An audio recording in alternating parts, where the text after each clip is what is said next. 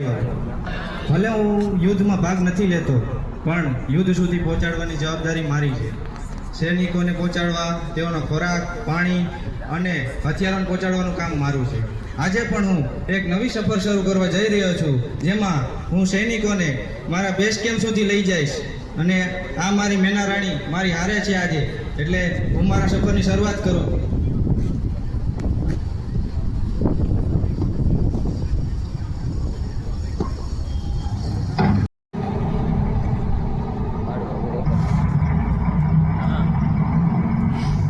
क्या कर रहा है? ट्रक चला रहा है, आर्मी ट्रक.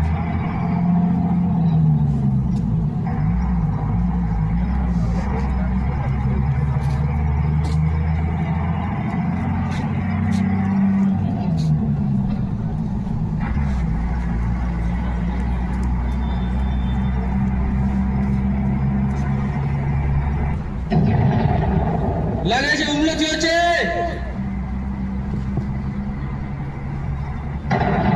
ગોળી બાપા થઈ રહ્યા છે.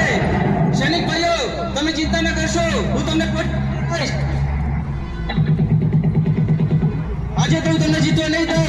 ભારત માતા કી જય! ભારત માતા કી જય!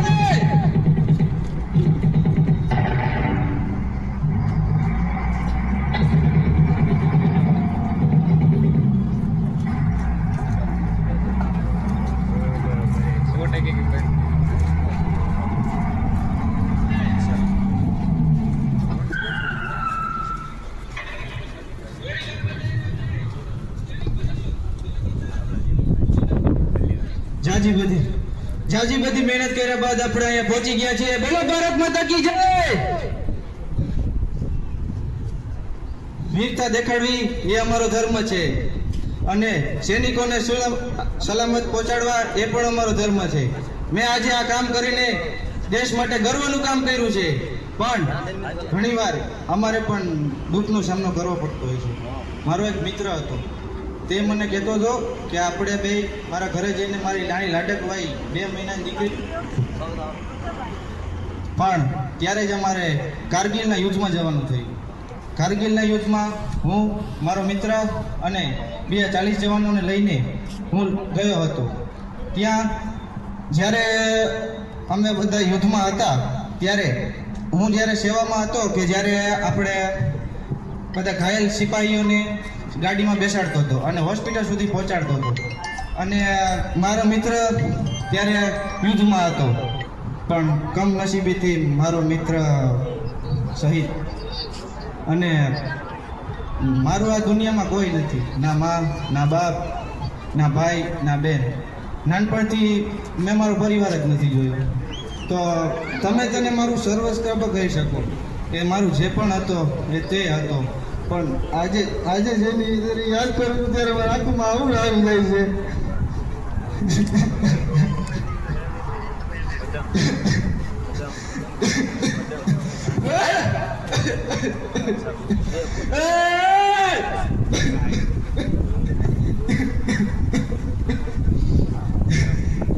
ભગવાન, તારાથી આ એક હંમેશા મારે દુશ્મની રહેશે કે તે મારા પરિવારને હું કરવા જીમ્યો. પણ સૌ ભારતીય સેનાનો નાગરિક એટલે દિલ પર પથ્થર મૂકવો જરૂરી છે. મારો પપ્પા મને એક વખત કહેતો કે જોઉં ન રહું તારી સાથે તો મને યાદ કરી આંસુડા ના પાડતો, કે જોઉં ન રહું તારી સાથે તો મને યાદ કરી આંસુડા ના પાડજે. જ્યારે પણ આ ભારત માને જરૂર પડે ત્યારે રણે ચડજે. જ્યારે પણ આ ભારત માને જરૂર પડે ત્યારે રણે ચડજે. અમારી જિંદગી એ ફૂટબોલ જેવી છે. જ્યારે ક્યાંથી કિક લાગી જાય કઈ નક્કી નહીં. ગમે ત્યારે હિલ સ્ટેશનોમાં અથવા તો નદીઓમાં અથવા તો ક્યારે અમારે ઊંડી ખીણોમાં પણ ગાડી ચલાવવી પડે છે. તો અમે ભલે યુદ્ધનો ભાગ નથી લેતા, પણ યુદ્ધને સક્ષમ બનાવવામાં અમારું નાનું યોગદાન છે. તો છેલ્લે હું એટલું જ કહીશ કે ભારત માતા કી જય, જય હિન્દ. અને આ સાથે હું કહેવા માંગીશ કે તમારામાંથી જેટલા પણ આર્મીમાં જવા માંગતા હોય તે ગમે તે હોય, આર્મીમાં ભલે ડ્રાઈવર હોય,